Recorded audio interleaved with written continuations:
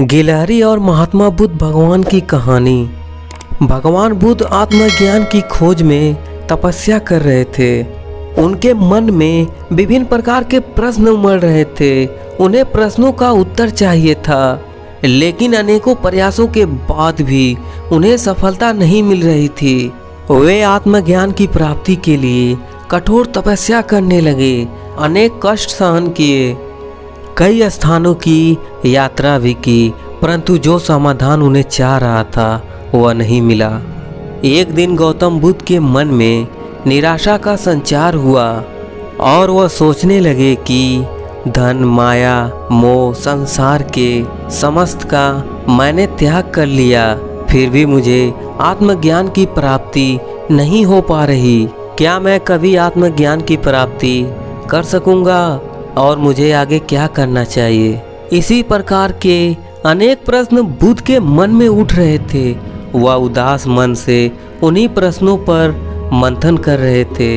इसी दौरान उन्हें प्यास लगी और वह जल पीने सरोवर के पास गए। वहां पर उन्होंने अद्भुत एक दृश्य देखा। एक गिलहरी मुंह में फल लिए सरोवर के पास आई और फल उसके मुंह से छूट के सरोवर में गिर गया। गिलहरी ने देखा फल पानी की गहराई में जा रहा है। गिलहरी ने पानी में छलांग लगा दी। उसने अपने शरीर में पानी भिगो दिया और बाहर आ गई।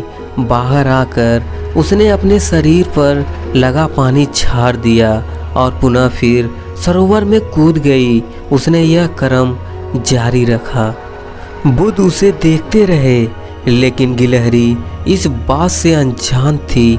वह लगातार अपने काम में जुटी रही। बुद्ध सोचने लगे, यह कैसी गिलहरी है? सरोवर का जल कभी नहीं सोख सकेगी, लेकिन इसने हिम्मत नहीं हारी। यह पूरी शक्ति लगाकर सरोवर को खाली करने में लगी है। अचानक बुद्ध के मन में एक विचार का उदय हुआ।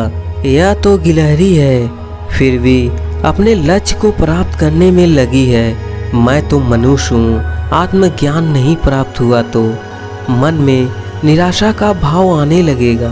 मैं पुनः तपस्या में जुट जाऊंगा।